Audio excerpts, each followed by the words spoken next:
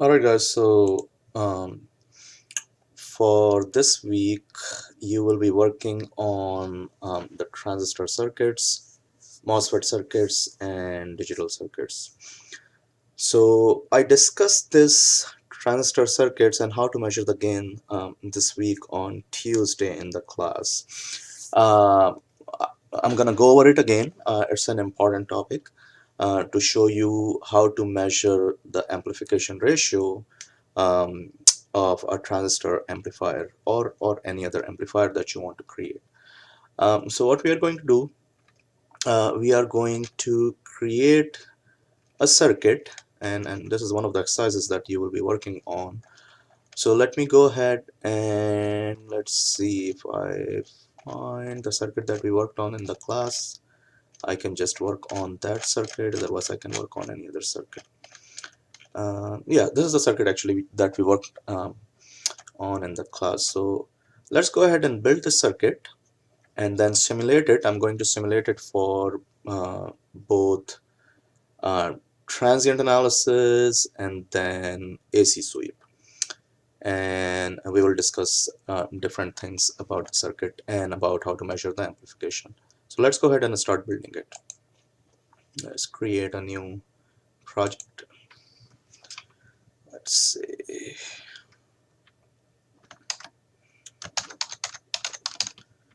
project BJT. I'm gonna go ahead and save it. Let's see, Spring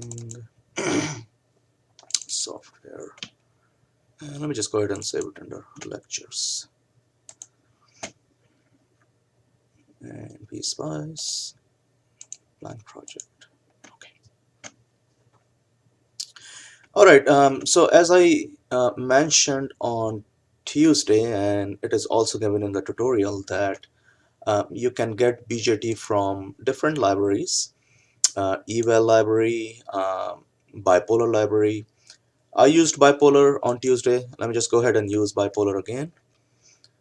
Bipolar, and the BJT that we used was 3904. So let's go ahead and choose 3904 Q2N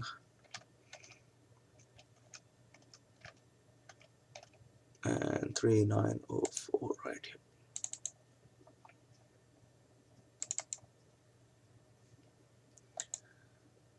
Okay, let's go ahead and grab a couple of resistors and three sources. So since I'm in the source folder, let me just go ahead and grab the sources.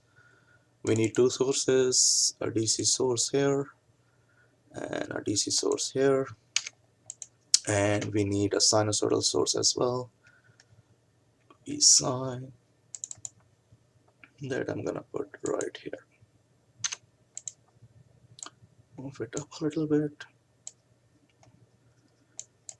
Recording of this lecture is producing a little bit of lag,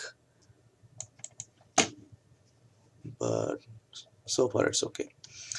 And let's see, resistor, I'm gonna go to analog library and get a couple of resistors.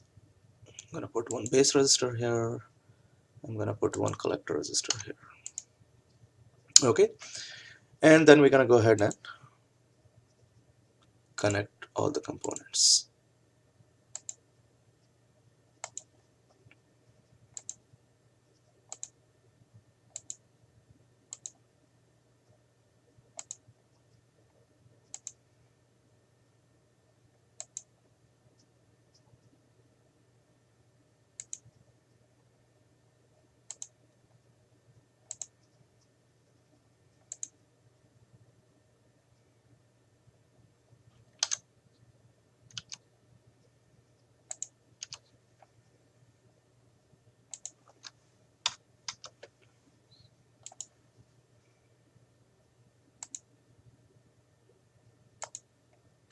All right, let's go ahead and put a ground.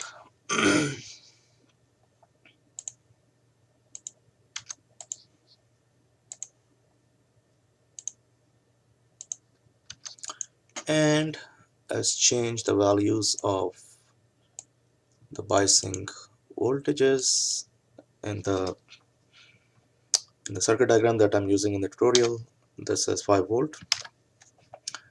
This circuit is called common emitter amplifier.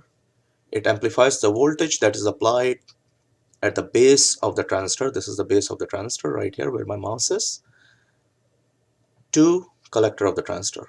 Once again, this is the collector of the transistor where my mouse is. So whatever voltage, whatever signal is applied here, a small signal, that is sinusoidal signal, voice or anything that you want to do, amplification of voice or any signal, that signal that is applied at this base point is amplified at collector point. So the signal that we will be using to amplify is coming from this sinusoidal source right here. The sources, these DC sources, they are just there to power up the circuit and set what we call the biasing levels of the circuit so signal can properly be amplified. So the power of amplification is coming from this source, and the signal that is amplified is this signal. So let's go ahead and move it a little. Okay, let's go ahead and give values to this signal. Again, as we discussed, offset basically set the sinusoidal signal, move the sinusoidal signal up and down the base x-axis. Let's just take it 0 if you want to keep the signal on the x-axis. So it will be a symmetric signal about x-axis or time axis. Amplitude is the peak value of the signal. We took 100 millivolt, I believe. Let's go back and check. Yep, 0.1 volt or 100 millivolt. Frequency we set 1 kilohertz, and AC we can leave without any value. This is 107K. This is, I believe, 750. I'm gonna write down and go check. 750, 107K, and then the source connected to the collector, V2 in this case, is 10 volt.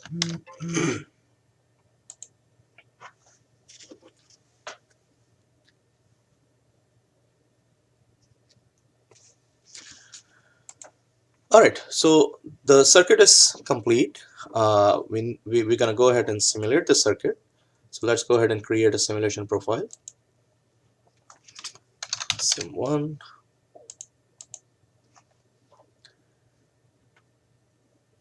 Okay. Alright, so analysis type, we're gonna do transient analysis. That is how how different quantities are changing with respect to time. Since this is a time dependent source right here, sinusoidal source, so you're gonna see that the signal that is applied here is a sinusoidal signal with different amplitude, and the signal that is that will be coming out from the collector will also be a time dependent signal, but it will be amplified. So when you're setting the parameters in this simulation setting window, runtime is total time for which you want to run the simulation. Now again, as I explained in the class, generally you take the runtime about, for normal circuit, about 3 to 4 cycles of the waveform. So here, one waveform, the frequency of the waveform is 1 kilohertz. That means time period of the waveform, how long it's going to take for one cycle of the waveform, is going to be 1 over 1 kilohertz, 1 over frequency. 1 over 1 kilo is 1 milli. So let's say if you want to see 4 cycles or 3 cycles, that's going to be, for example, for 4 cycles, this is going to be 4 milliseconds. Because one time period, the time period is 1 millisecond. So 4 cycles will have 4 millisecond time length. Start saving data after 0 seconds. That means you want to see the whole simulation starting from 0. If you don't want to see the whole simulation, if you want to see only, let's say, the last 1 millisecond, then you will start saving data after 3 milliseconds. So it's going to show you the simulation from 3 millisecond to 4 millisecond, because total runtime is 4 millisecond. We're gonna leave it at 0, so we can see all 4 milliseconds starting from 0. Step size, how many points you want to plot for your simulation graph. That's the step size. So what I will advise you usually, see what is the time period of your waveform, which is 1 millisecond as we discussed, and then plot approximately 100 points per time period. That means the maximum step size is going to be 1 millisecond over 100 or 0.01 millisecond. Once you set all these parameters, apply, okay, and then we're gonna go ahead and run the simulation.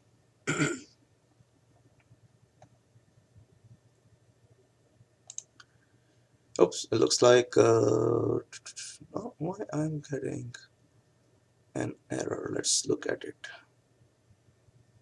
I should not be getting an error, but anyways, if you're getting this type of error that says model this used by Q1 is undefined, you should not be getting this error because I'm assuming this is a new version of PSpice with all libraries. I may be incorrect. It may be the old version that I downloaded or I had it since I have this computer for quite some time. So anyways, I'm sure you won't be getting this error because this error appears if in the old version of PSpice, again, this I mentioned in the class as well. In the old version of PSpice, it used to come only with 3 libraries: eval library, analog library, and source library. So even if you have other libraries and if you want to use some model from those libraries, it used to give you that error because it did not used to recognize those libraries. So anytime you find this type of error right here, model this is not undefined, that means it could not locate the library from which you're using that model or component. So how you can take care of it? Hopefully you're not going to get that error because again, the new version of PSpice has all the libraries built in. But how do you take care of this problem? So this is how you're going to take care of this problem. You go to simulation setting window, you go to configuration files, and then you go to the library category. And in this, browse to, let's see, oops.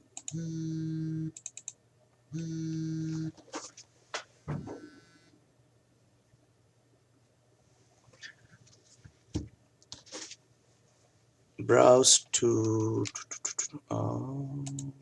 let me see, cancel. You have to browse to this. You have to browse to this library. So let's go to this library. Browse tools, PSpice library. Okay. So tools, PSpice library, and then you're gonna go ahead and include bipolar right here. Okay, and then do add to design, apply, okay.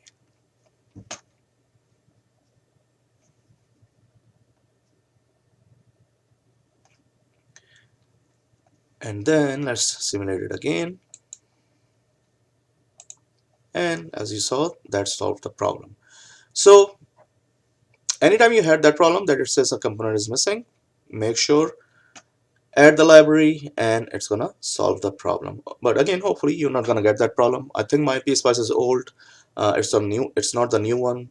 I do have all the libraries though, but again, since it is an old version and a light version, it is not recognizing all those libraries. So let's go ahead and simulate. We already simulated. Let's go ahead and see the waveforms. So what I'm going to do, I'm going to add a plot to window, so I can plot one waveform on the top and then one waveform at the bottom. So let's go ahead and plot the base input in the top graph. So that's your base input. And I'm going to go ahead and select this one, click on this, so it's going to be selected. And then I'm going to plot the output in the bottom one. That's the output. So now you have input. It shows R12. Let me move it a little bit so it shows that it is connected to the base. Right now it is showing that it's connected to the the port number 2 of R1, but I'm going to move it a little bit. Here you go. So now it's going to show that it is connected to the base of transistor Q1, this waveform, and this is the voltage waveform at collector. Okay. So this is the transient analysis, transient simulation for this circuit. All right, so let's check now how to measure um, different voltages on this graph, on these graphs, and then how we can calculate the amplification that happened from the input, which is the voltage on the base, and the output, which is the voltage on the collector. So to read different values on the graph, you have to activate cursors. To activate cursors, this is the button, toggle cursor, where my mouse is. So if you press toggle cursor, you can see the yellow line here, a blue line here, or bluish line here. Now one cursor you can move with left mouse button. It's a red line, but yellow and red was making a purplish thing. And the other one can be moved with the right mouse button. So you have two cursors again. One can be moved with your left mouse button, and the other can be moved with your right mouse button. This is a cursor window right here. So let me go ahead and close the rest of the windows. Let me close this. We don't need this. We don't need this. We don't need this. All right, so this is a cursor window right here. And let me go ahead and change the color of one of the waveforms because it shows both of them to be green. So let's go ahead and change this color. Oops, let me turn the cursor off. And I'm gonna go ahead and change this color to, let's go to trace property, and I'm gonna change this color to say yellow. So one will be yellow and one will be green, and since one of the cursors is green, I can also change the color of this to, let's say, we can use teal color. I think it's gonna, okay, teal color is okay. You can change the color of background, foreground, color of cursors. I think I mentioned it to you. If you go to tools and options, then under color setting, you have the background color, you have the foreground color, you have the trace colors, available colors, and so on and so forth. And then you can go to cursor settings, and then you can choose different type of cursor colors as well. Okay, so now let's go ahead and turn the cursor on again. And oops, here you go. One cursor red. Now see, they can move along whichever waveform you want actually. For example, right now this is moving along the bottom waveform because it's selected. If you choose the top waveform, then it will start moving along the top waveform. It does not really matter though which waveform, along which waveform it is moving, because wherever it is intersecting the waveform, so this is your time, and at that time, this wherever it is intersecting, that's the value of the bottom waveform, and wherever it is intersecting the top, that's the value of the top waveform, and both values will be right over here. Blue cursor or green cursor, sorry, with the right mouse button right here. So let's go ahead and see how we can read these values. So this is yellow, cursor 2. This is blue, cursor 1. Cursor color are not yellow and blue, but they're the waveform colors, sorry. But these are the waveforms right here. This is the Q1C, which is this, the bottom one, of course, blue, yellow color. And then this is Q1B, which is the blue color or teal color, which is the top one. And these are the intersection, the value at the intersection of the cursors, the red cursor and the green cursor right here. So let's say the X value, the red cursor is at 2.1083 millisecond. The red cursor right here is at 2.1083 millisecond, and the green cursor is 855.556 microsecond. This is the green cursor right here, 855.556 0.56 microsecond. So at this time, this is the value, voltage value of voltage at the collector, the yellow waveform. And 716.212 is the voltage value of the voltage at the base, that is the teal waveform. And likewise, at this time where the green cursor is, which is 855 microsecond, 5.072 is the voltage value right here for the yellow waveform, and 715.233 is the voltage value where my mouse is for the teal waveform. So this is how you're reading the voltages for different time values. Okay, amplification. Every amplifier is going to give you some amplification, and this is a common emitter amplifier. Anytime I'll give you a problem and I will say this is an amplifier, or I will ask you amplification, make sure there will be some amplification greater than 1, and most likely a lot greater than 1. If for some reason you don't see any amplification, then check your circuit, because there must be some error in the circuit that it is not amplifying the signal. If I'm asking you to measure amplification, that means that circuit must be performing amplification. So in this case, how are you going to find amplification? Amplification is found using the peak to peak value of the output. So from the top to the bottom, that's called peak to peak value. By measuring peak to peak value of the output divided by peak to peak value of the input. That's how you measure amplification. So what is the amplification of this circuit? Alright, let's put the cursor on the peak value. Let's say I'm gonna go ahead and this is Y2, so I'm gonna put it at the bottom peak right here at the output. Let's say approximately this is the bottom peak, and then I'm gonna put the other cursor at, let's say, let's use the later waveform, because at that time waveform has been saturated.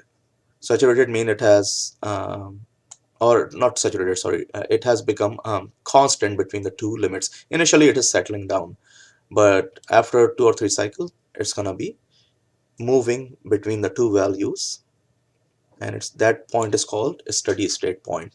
We discussed that in the class on Tuesday. So now the red cursor is on the top of this output waveform, the green cursor is at the bottom.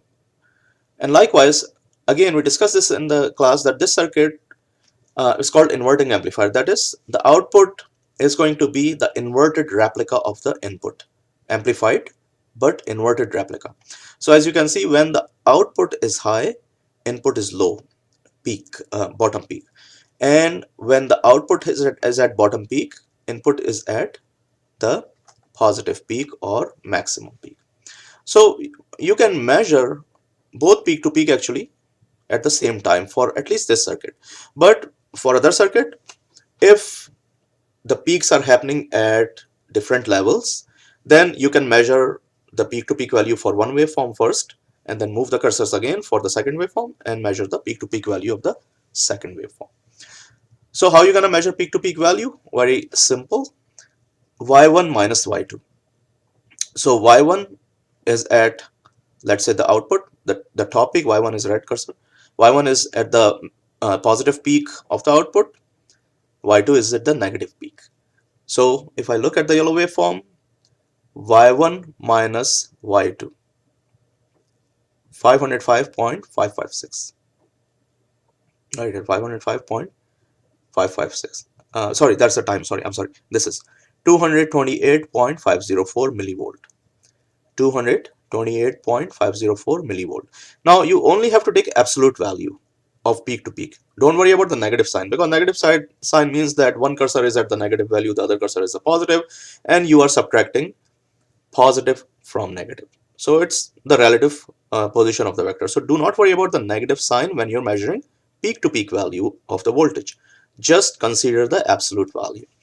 So the output is 222.504 millivolt, and the input, because again input we are measuring the peak to peak value. Oops, I moved it. Let me go back. Let's say this is peak. So it is moved it a little bit. So 227.72 is the output, and the input peak to peak is 1.3765. And this is close approximation. It may not be exact, but close approximation, which is perfectly fine. So the amplification in this case, it is going to be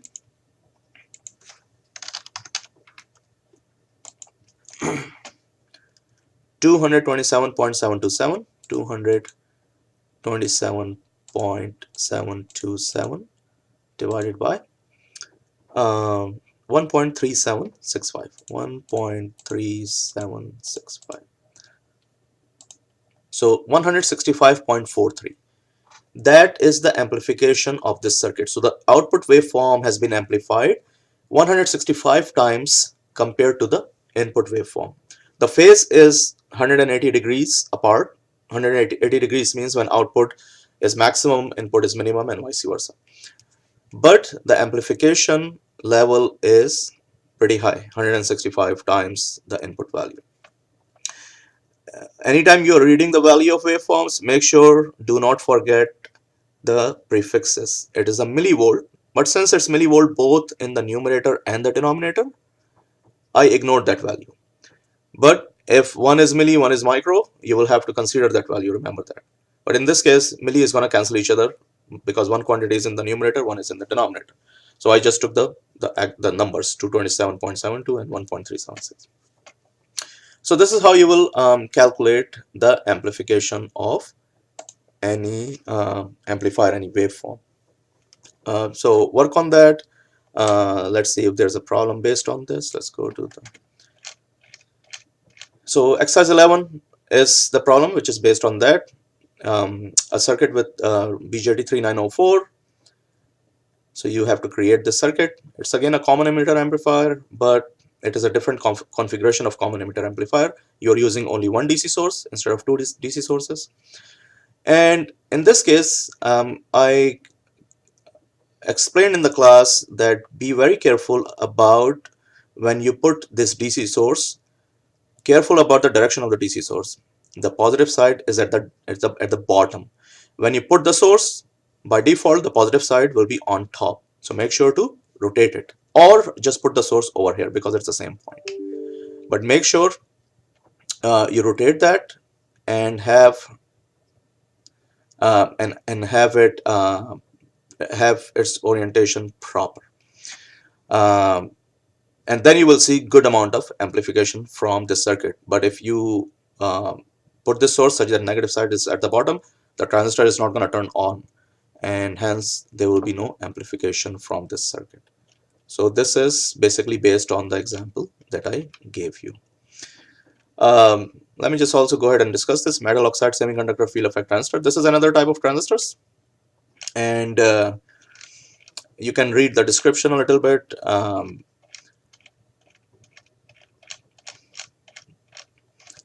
All right, what you see over here is multiple transient analysis lines, or rather this is DC sweep lines, or transient. So multiple DC sweep lines. So when you're performing DC sweep, you can choose primary sweep and secondary sweep. In exercises, I'm not asking you to do any secondary sweep. So make sure this is just for the example, but this is not for any exercise. If you go to exercise 12, you are using two MOSFETs, and those MOSFETs you are getting from Power MOS library, if I remember correctly. It must be given somewhere. They're from Power MOS library, PWRMOS, Power MOS. Connect the MOSFETs as they are shown exactly, such that their drains are connected together. This is the drain, this is the source. So this is the PMOS, this is NMOS. That's why I'm putting these arrows, to show you exactly how you're going to connect it. So make sure do not make a mistake when you're connecting them.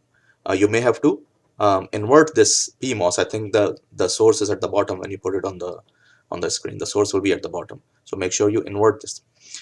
You are performing a DC sweep on this one. So you're performing DC sweep analysis, and then you're measuring the voltage at this point V out, where the both drains are connected. So make sure put the probe at V out, and then sweep this source only, input source, from 0 to 5 volt. Do not perform secondary sweep, just the primary sweep as it says. So do not worry about this exercise on top, example on top. And when you do perform the DC sweep, you will see that the output voltage at this point, it's going to be high when the input value is low, and it's going to be low when the input value is high. So this is an inverter circuit. So it's input is high, output is low, output is high, input is low. It's a digital inverter circuit. You can say that. So these are the two exercises for the week that we are not meeting. Throughout that week you are doing this exercises, and the week that we will meet, make sure it's exam week. So I'm going to be giving you a PSpice exam, and PSpice exam is going to be the same. I'm going to give you circuits, I'm going to ask you to perform some simulation, and you're going to perform that simulation. If I will ask you to measure the amplification, you're going to do that, and then you're going to put circuits and simulation in the Microsoft Word file, and then put them on the canvas link that I will create. The exam is in class. It's not the take-home exam. It's in class exam. So make sure you should be present in class to take the exam. All right. The next lecture is going to be about digital circuits.